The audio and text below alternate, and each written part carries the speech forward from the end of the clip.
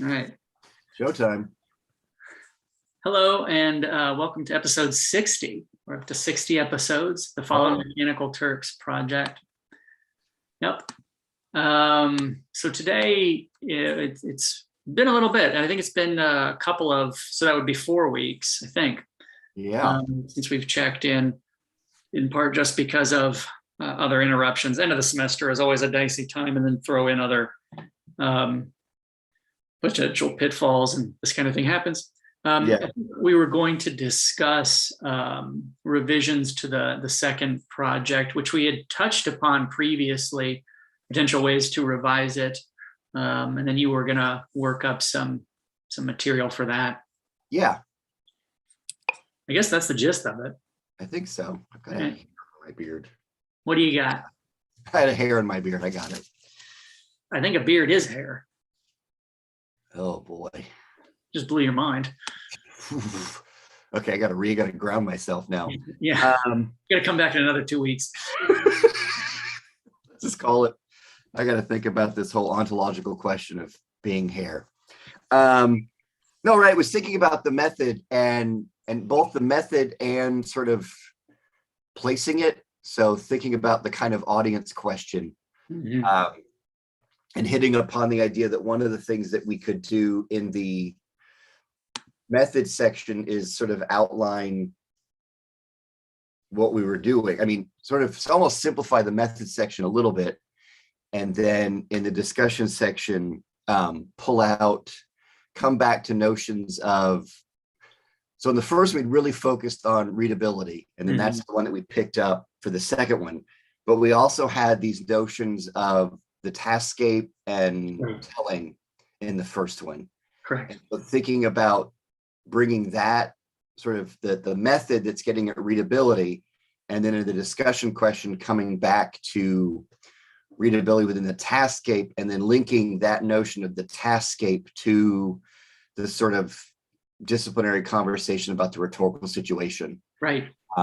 Which in many ways, right, enacts at various points in that conversation, right, the thing that we're getting at, right? So those earlier conversations about, is it this sort of objective Platonic situation that drives the rhetor, or right, the counter reading, is it the rhetor that creates the rhetorical situation by virtue of the choices that they make?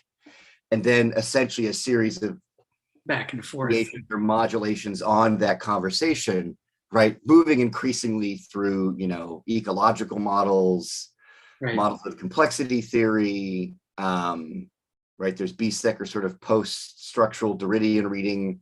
Ambience. Yeah, and then you get ambience.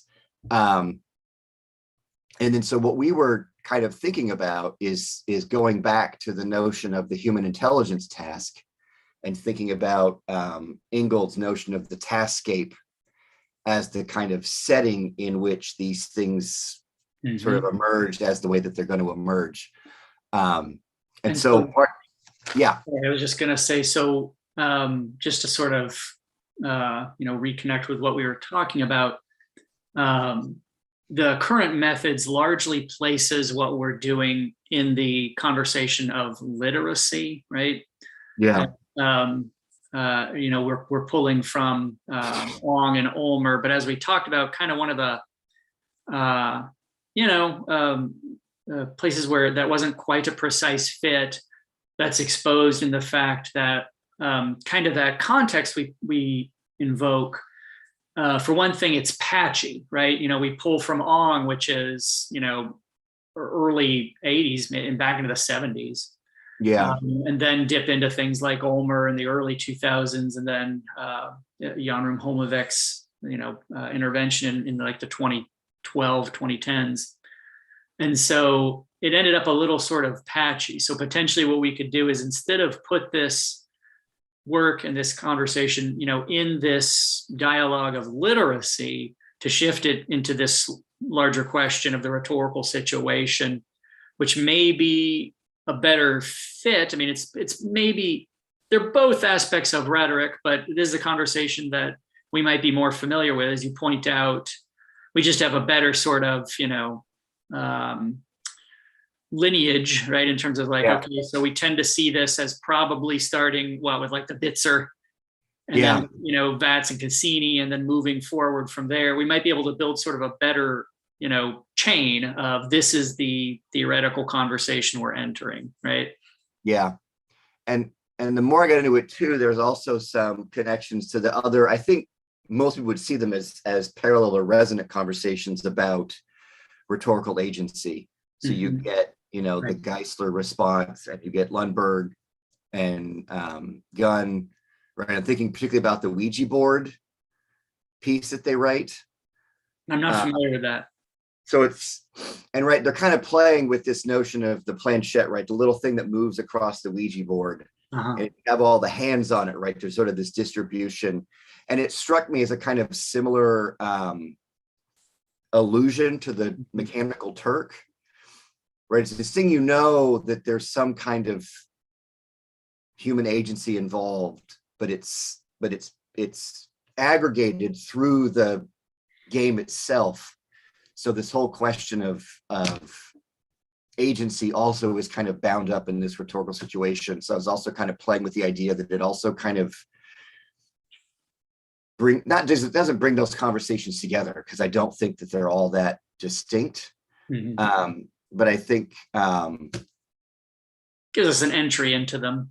Yeah, and I think sort of focuses on how particular, going back to the conversation, the last guest we had, right? That conversation of bringing like some notion of platforms into that, right? So, because I'm also thinking, as we talked about, right, the other thing I like about this move to the taskscape, to the platform, to the rhetorical situation, is I think it better sets up the third piece, which, if it's still going to be somewhat grounded in cultural techniques, that cultural techniques lends itself better, I think, to the conversation about situatedness and taskscape and platform and technology in ways that I think are useful. Yeah. I mean, as you were just saying, that's kind of what I was thinking as well, is that maybe gives us entry, maybe not in sort of the results or the discussion to pull in the Hanrahan, but potentially in something like a conclusion, maybe discussion, but maybe in something like a conclusion where we can say, one of our guests interrogated something that we really weren't examining, which isn't necessarily a flaw, it's just a limitation. And that had to do with he said, and we can pull in the clips, right? This gives us a entry to pull in the clips where he talks about how did you consider the even the interface choices that are pushing authors and Turks toward particular ends? And we were like, no, even though that'd be great, and that's certainly something that rhetoric looks at, particularly in like UI and UX. So it may be something we can pull in there in terms of the conclusion. This guest exposed, there are lots of other hands on the ball. And maybe that sets up the third piece where it's like, so that's something we can interrogate further by turning to these theoretical conversations. But it also just occurred to me, and I think I have a note that made me think about this, right? That whole question too, that's both in the second piece and just around it, is thinking about, the kind of labor issues involved too. So potentially interesting, right? Maybe even not something that we even get developed, but we maybe point to as a kind of conclusion, right? Other possible trajectories is like thinking about, revisiting the rhetorical situation from the perspective of labor, like the kind of, right? Because there's a sense in which the Turkers are part of the platform, right? I mean, that's what's so interesting. So quick timeout, right? So we're reading in a reading group with the contemporary lit folks in my department. We're reading this Martin McGurl book called Everything and Less, the novel in the age of Amazon, which is kind of interesting, right? It's looking at how the Kindle self-publishing platform has changed things. It's right, why was Amazon a bookstore? Jeff Bezos' ex-wife is actually an author, right? So kind of really interesting unpacking of all of these. And so we're talking about this, and he makes the argument you can actually read Amazon itself as a literary, like as a novel. So Amazon is a writer. And I was talking about our project, And I said, I wonder if another compelling argument to make is that Amazon isn't in fact an author, right? Amazon is a reader, right? Reading everything, including the things that it tasks people to write, right? Because really, like a just interesting fact, like when Kindle, if you sell a self-published book on Kindle, your royalties are predicated upon how far into the book readers get, not that they purchased it, right? So from Amazon's perspective, right, they're just reading people reading. They're not actually interested in generating text. They're just generating things to read. It was an interesting connection to our argument because it pointed out to me is he's making the argument, which kind of makes sense from a literary perspective, that Amazon is an author. But it struck me is we're kind of making an argument that it's not an author, but authorship is subsumed under the general category of Amazon is simply reading everything. Yeah. I think what we'd have to do is balance its agency as a as a composer, because I mean, what you just said though, right? If its royalties are based on how far a reader gets in the book, think of the ways that then Amazon is a co-author of that, right? Because it's telling every author, hey, we need to make the punchy stuff up front, right? Yeah. Because you got to front load, because otherwise they're not going to stick with you to the end. I mean, there's overt ways where it's like, oh, well, then Amazon is, they're doing editorial work. Yeah, at least an editor, if not just sitting there in the chair with you saying, Because that's the argument that they're making is that self-publishing, there's no, because they're also the literature folks I'm with, they just got back from AWP, which is the big conference for creative writers and creative writing programs. And they're thinking about in self-publishing, like now in publishing, agents do a whole lot of editorial work now because it helps them pitch the books to publishing houses, where the editors at the publishing houses actually don't do a whole lot of editing because it's now happening at the level of the agent. What does the editor do? Like acquisitions? Right, that, or if you would get a manuscript accepted, you'd get assigned an editor who would help you work up the book towards publication. But a lot of that's happening much earlier in the process, so that the agent can help compose the book that makes it better makes it more saleable. So the books are arriving already what the publishers kind of want. So it's shifted where the editorial labor happens. But suggest that Amazon, because it's now the agent, the publisher, right, all of it at once, it's sort of assumed that, but it's doing it via its platform. So I don't, anyway, I was some stray thoughts, but right, because it's also that it gets back at why I think the rhetorical situation is such an interesting handle on this, is that, and Turks in particular, is that they aren't simply on the platform, they are the platform. So it again, right, that rhetorical situation is either the situation's doing it or the rhetor's doing it. But when you look at a term like taskscape, part of the taskscape is composed by the presence of, right? They're not just using the infrastructure, they are the infrastructure, right? And insofar as they're being asked, as we talked about in our first product, right, they're being asked to behave as if they were bots, right? Which you would see as more along the lines of a platform or a process. So it's basically Amazon Turker service is sort of platforming humans in more ways than one. It's clearly a service, right? And the book also gets this notion of, right, that authors as essentially being in the business of customer service. Amazon's model is, Yeah, it certainly seems, I mean, through terminology like fan service, the idea of that kind of iterative, getting a feel for what's wanted, prototyping, which in this case is actually publishing, and then iterating on that. Yeah. And the rise of trilogies and series. Yeah, sort of uncapped series. I'm reading one that I actually really kind of like, the Wayward Children series, and it's kind of interesting because like most authors now, she's in fairly close contact with her fans, Yeah. And makes comments like, well, we're contracted for the next 2. I'd like to continue, but it really depends on reception. Yeah. I thought that was interesting because like previously I had gotten those, like I'd checked out a few of those. And then when I saw that post, I was like, oh, well, then I'll just buy this one on Kindle because I'd like her to keep going. Right. Yeah. Need Um, closure. oh no, I think they've tapped into some deep-seated people who are completionists.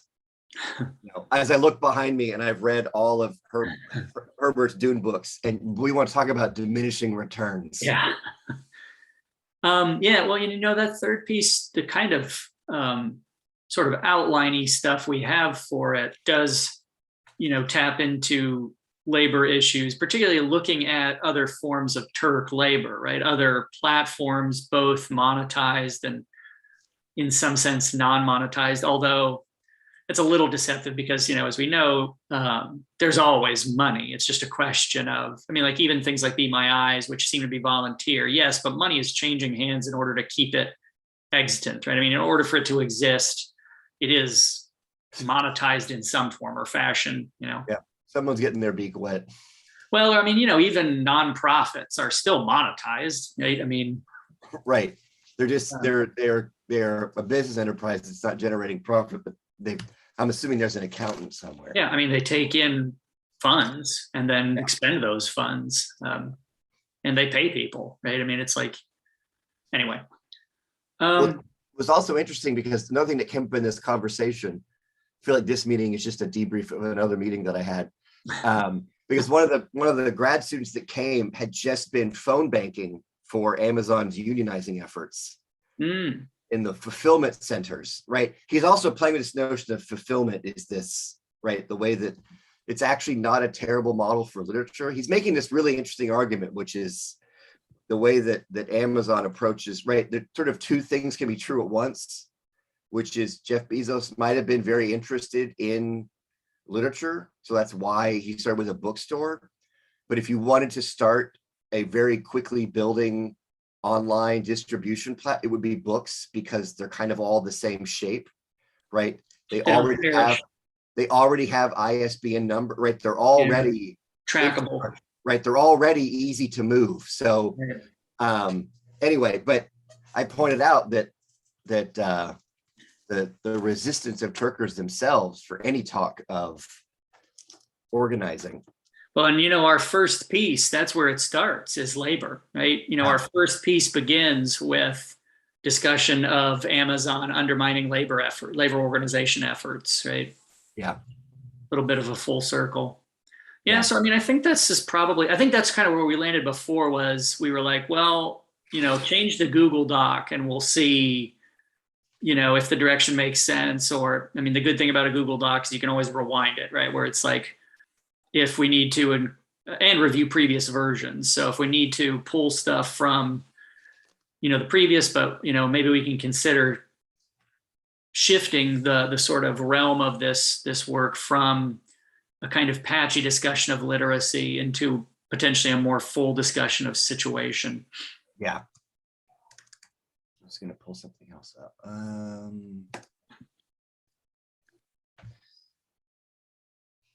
So I was also thinking in the revised method section, so we build this a little bit in the second piece, but I wonder if part of our method could be bringing back that notion of telling that we developed in the first piece. I'm not quite sure how to do it, but the notion that our method is, in part, I thought it worked interesting for this because that sort of dual notion of telling as both a kind of sensing practice, but also a kind of composing or productive practice, that now, because in the second iteration, there's 3 male cardinals fighting. Oh man, turf war. Sorry, I got distracted by birds. It's like middle school over again. So, but this notion of telling is that, right, that we're trying to, in the second product, right, we're now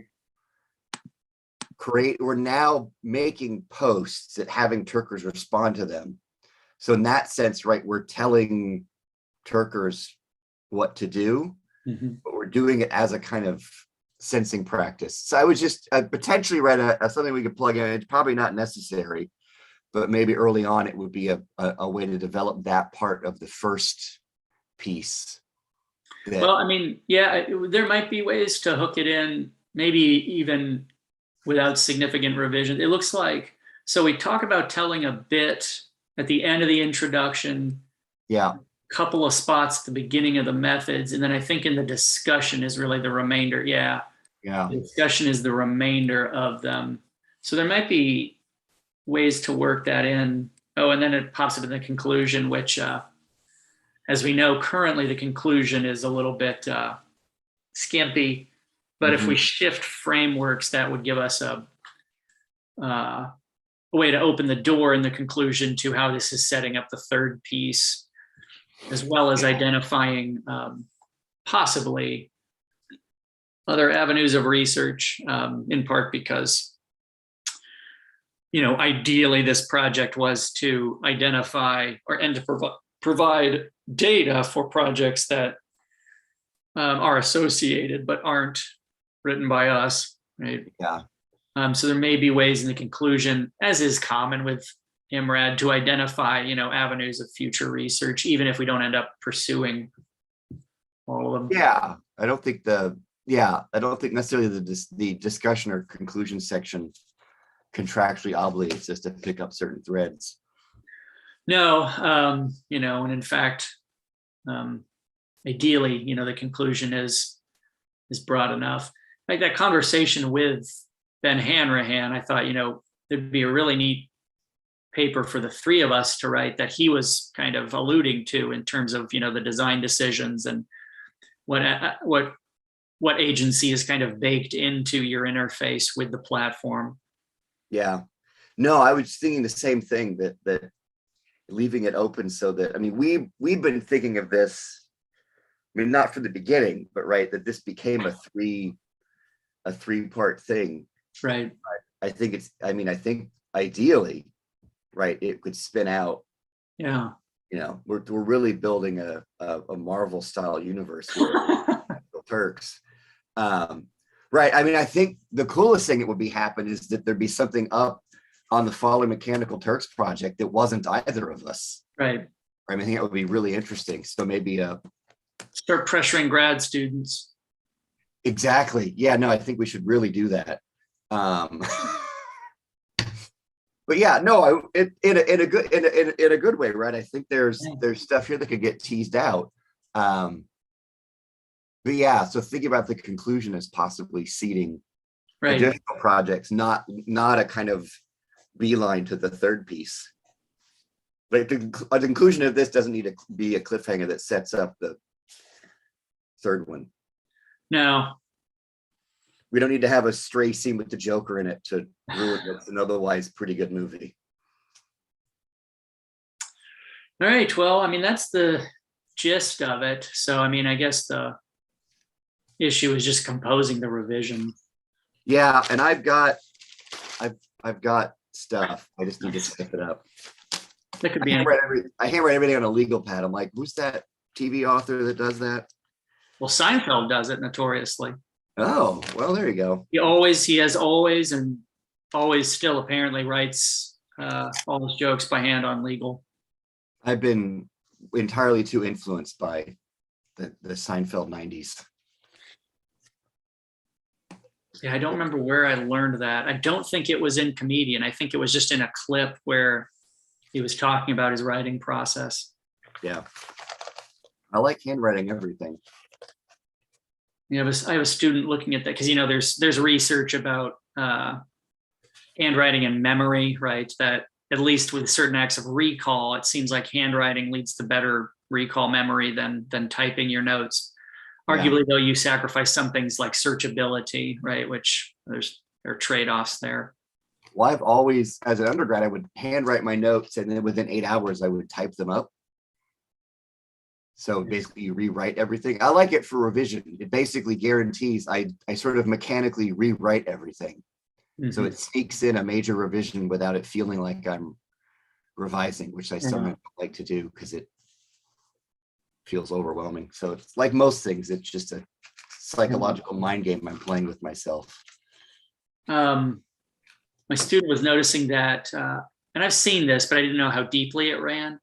That students increasingly take photos instead of writing any of their notes. That, if there's a whiteboard, they take a photo of that and that's their notes. That's kind of interesting because then you lose any aspect of transcription, Yeah. potentially also depending on what's going on in your photo. Also aspects of findability, right? Unless you can search the whiteboard, which isn't out of the realm of possibility. It could do some OCR on that, but Or um, make it a hit. It's like that's true. Yeah, export it to somewhat modestly paid laborers. yeah, for Yeah, most modestly paid laborers. our most modest vessel, right, or receptacle. The most modestly priced receptacle. Just because Listen, we're bereaved doesn't make us saps. yeah, just because we're scholars doesn't make us saps. Oh man, so many touchstones. Yeah. All right. Well, that's the gist of it. I mean, is there anything else? No, I just need to type. I just need to write up the damn thing. When does your school end? Two more. We beat my class. Thursday class meets two more times, so 2 more weeks. And then some grading. Right. It's interesting that you had a big pause there. I couldn't think. Well, our spring is always weird because as a Catholic school, we get spring break and then Easter break, Right. which is like 5 or 6 days. So it's the rhythm is screwed at this point. Right. We get, I believe, it's de facto Good Friday, but I don't think it's called that because I don't see how it could be. Yeah. Although you never know. Yeah. We get Holy Thursday, Good Friday, and then I think The Monday. Mondays so that people can travel and shit. So Yeah. yeah. And then the 3 days before that, I was chaperoning a camp for my son's 7th grade class and 6th grade class. So I was living in a bunkhouse with the smileyest group of human beings ever. Yeah. Well, that was your choice. Well, yeah, I guess. But from top, as you frequently say, all error is human error. That's right. Listen, the first mistake was him, and then it was a cascade effect. First sin was. And then it was just 13 years of cascading errors that led to me in a bunk sleeping above the stinkiest and snoriest 7th grader. I was there for the birth. That's true. You drove me to the hospital, right? Emasculating me the whole time because I couldn't drive stick. Yeah, I had to drive you to the hospital. Well, also because we were carpooling at that point, so I didn't have my. But I gave you my keys. I was like, just go, man. And you're like, I can't drive stick. Are you sure you want to have a son? Blared what heavy metal Christian music on the way to the hospital because that's what you were into at the moment. Oh, probably strong arm. Yeah, that's what I wanted to hear at 7 o'clock in the morning when you'd pick me up. Oof. Oh, good times. And then we went in that tiny room and slowly went insane together. Yep. Oh, memories. All right.